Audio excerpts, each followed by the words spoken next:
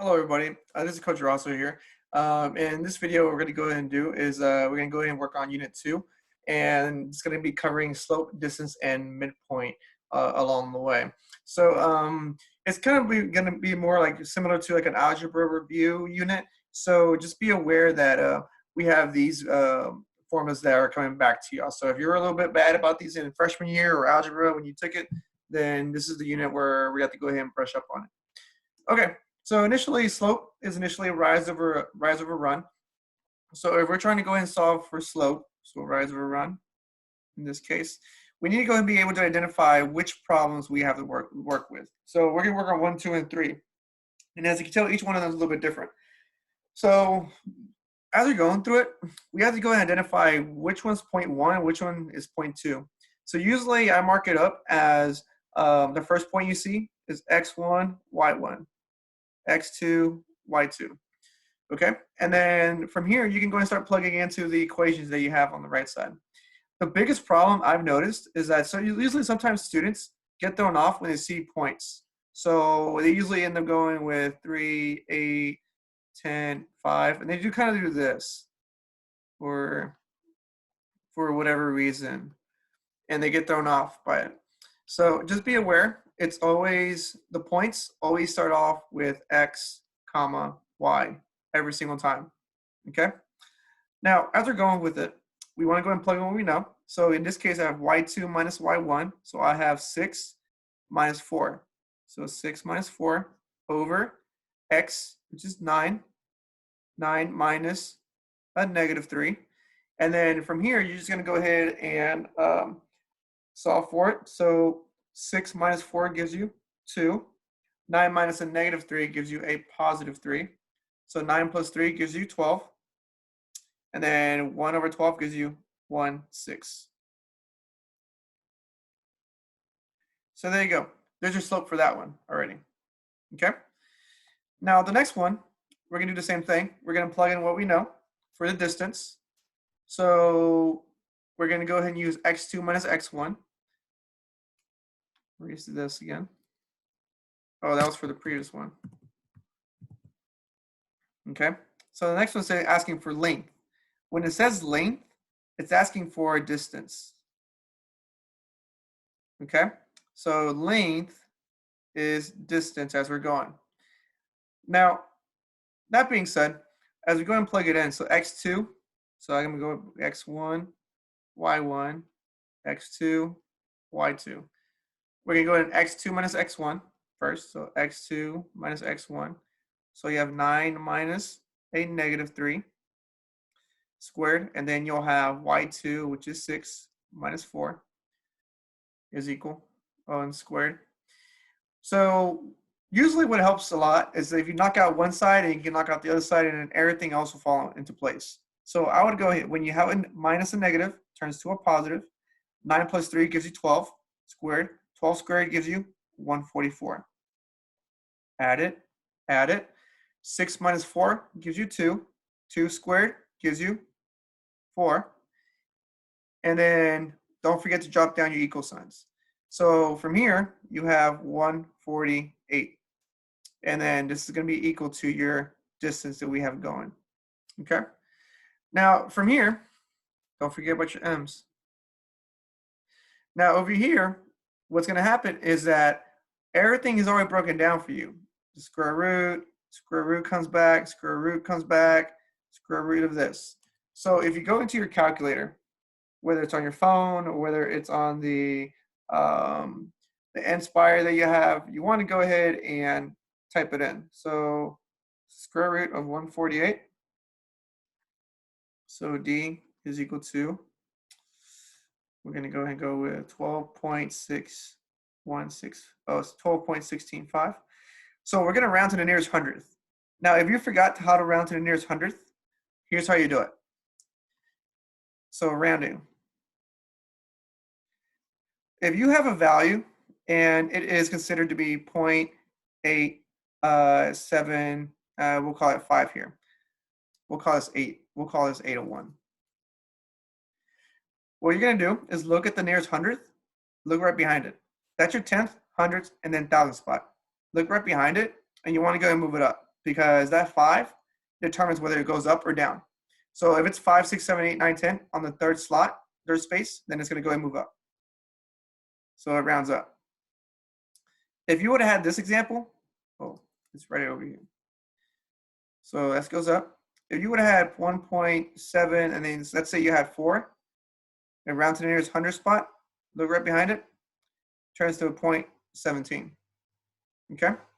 So this one actually goes down, and this one goes up. So a little bit about random that we got going on. Okay? So in this case, what we have going is that we're going to look around to the nearest 100th, look at it. That becomes above it's 5 and above. So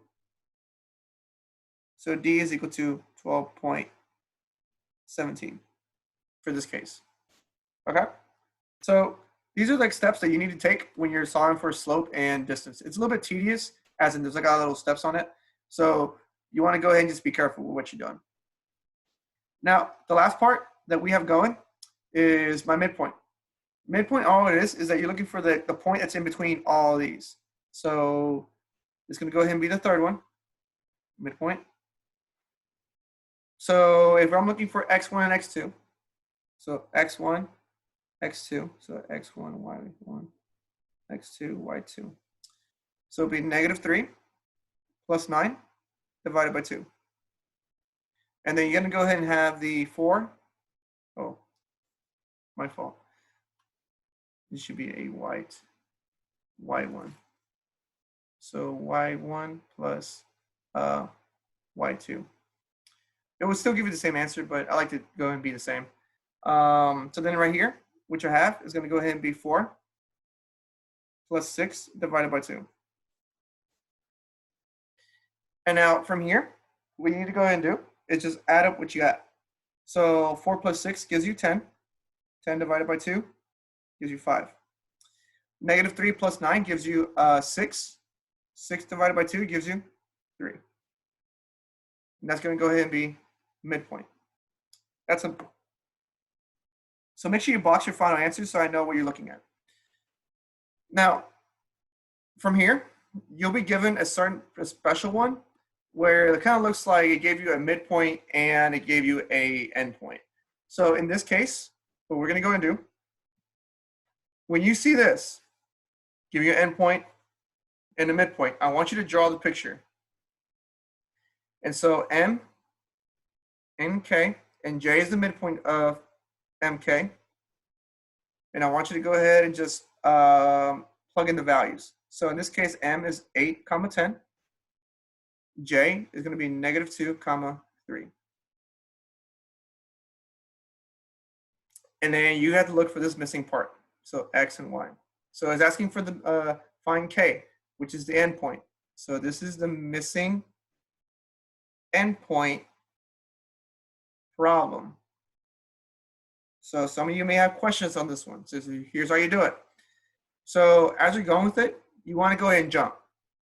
So initially, when you have the midpoint of any sort of two endpoints, they're going to be the same distance from each other.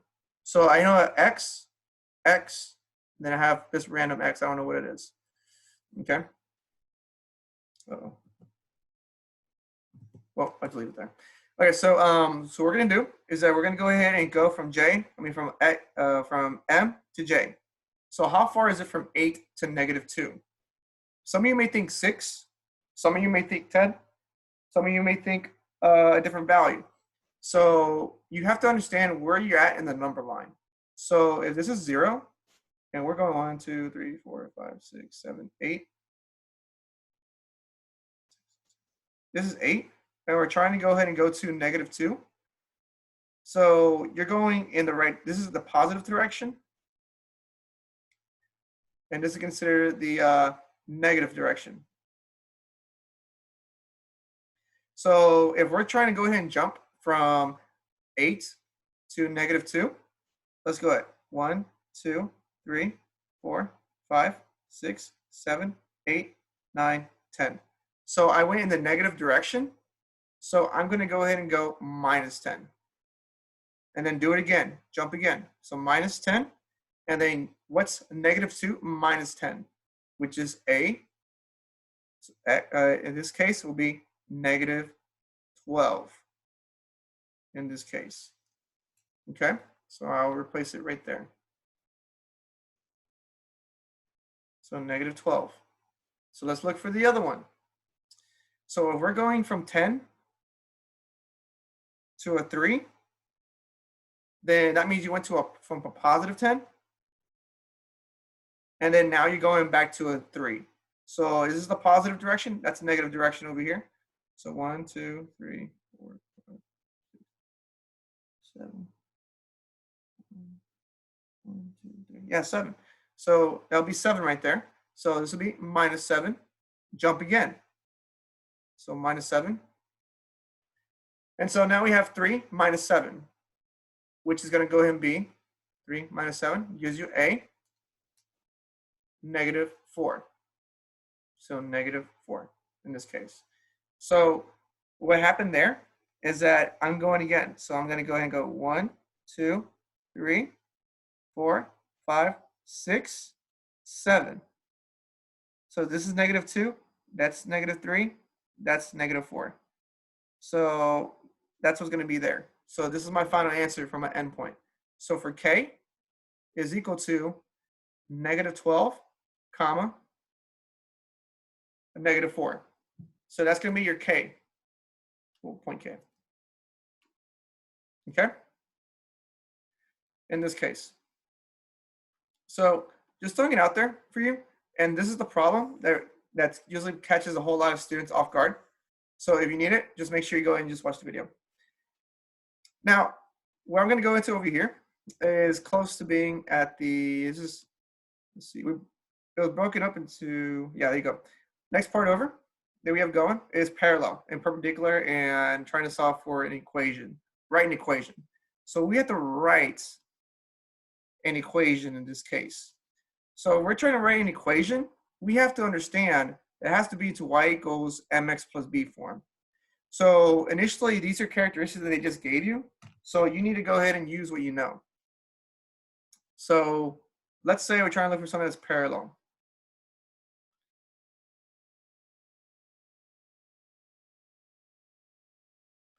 Okay, so write an equation that's parallel to y equals 4 plus 1 passes through, so forth.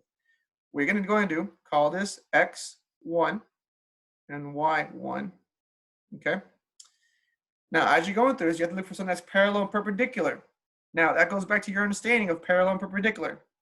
So the slope has to go ahead and be the same when it's parallel. But when it's perpendicular, the slopes are opposite reciprocals.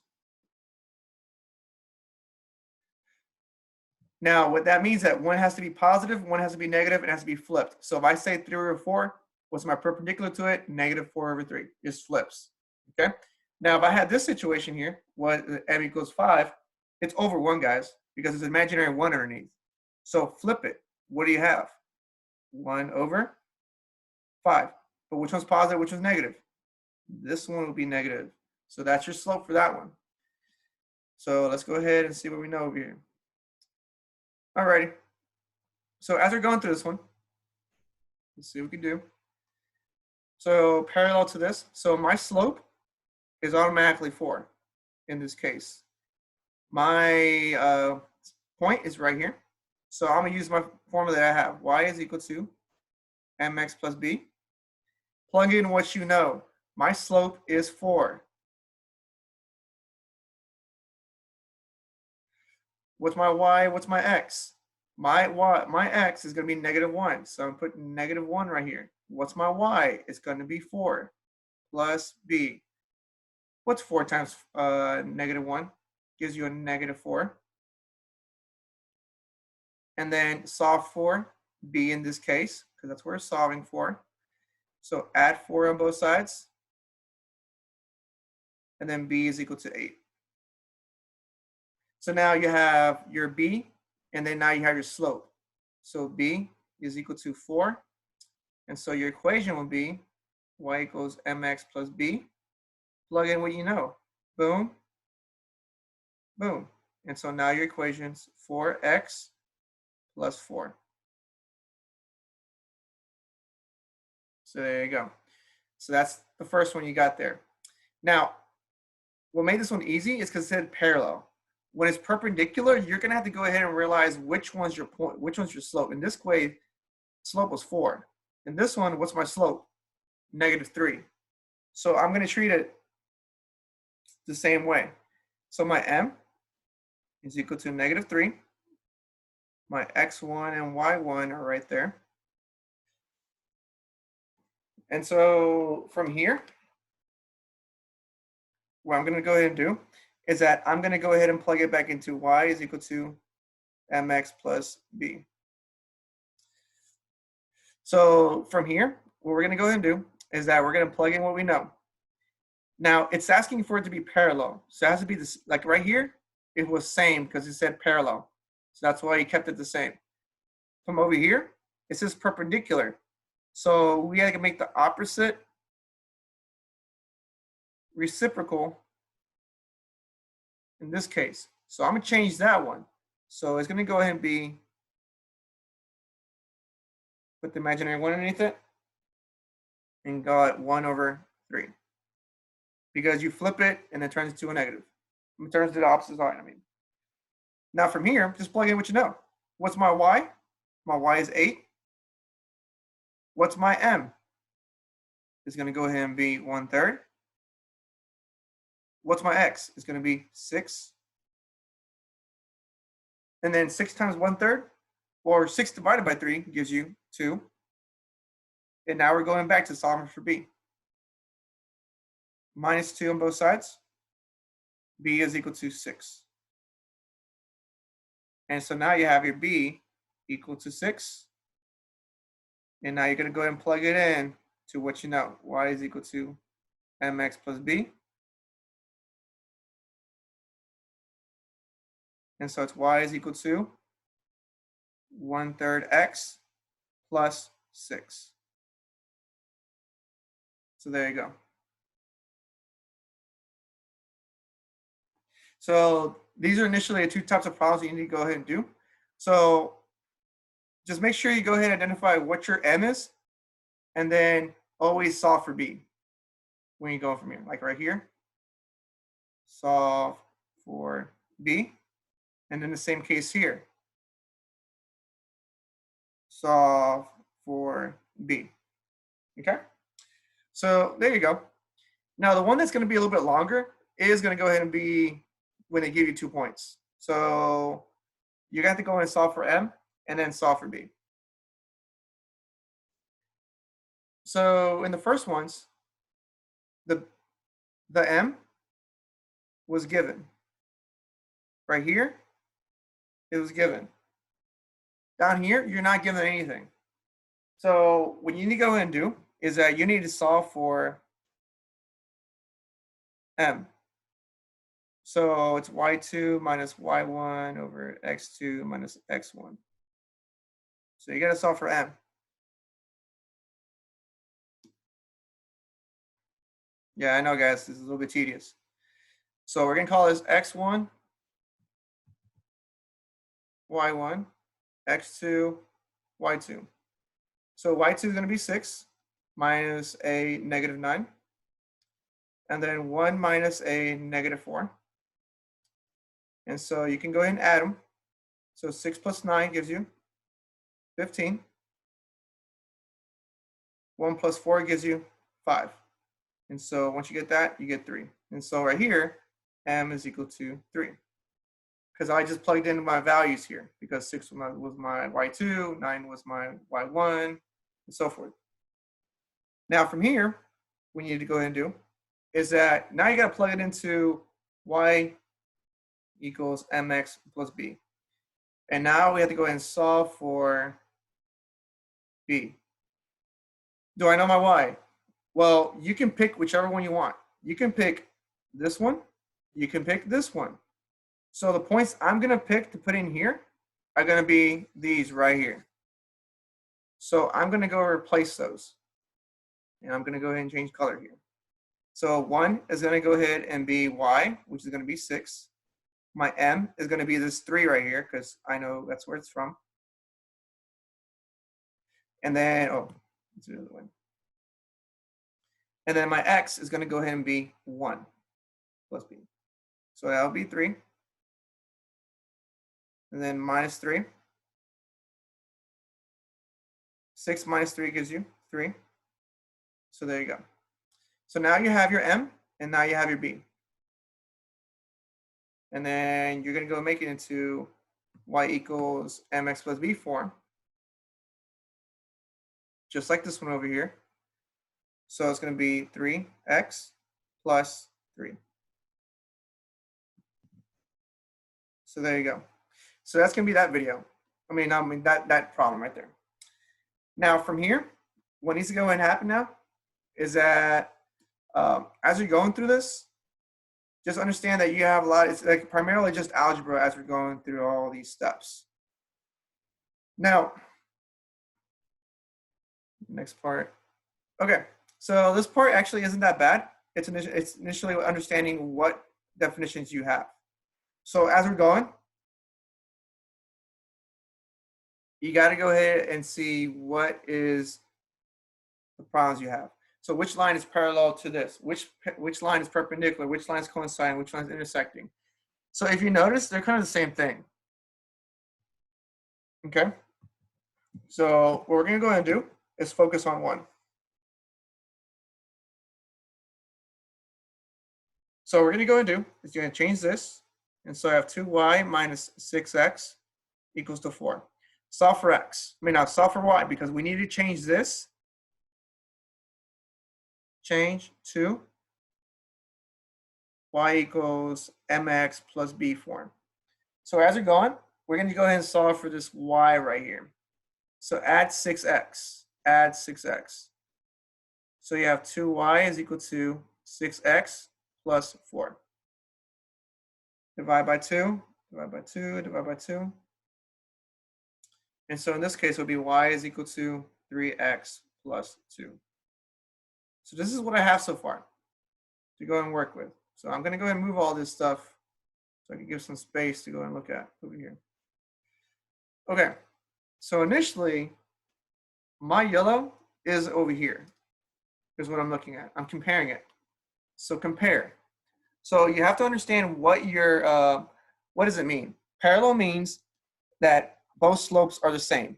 So I'm going to use this one. So 3x, that's not 3x. I don't want that one. That's 3x, maybe it. That's 3x, maybe it. That's not 3x. So that's going to be a negative 3x. So I don't want that one.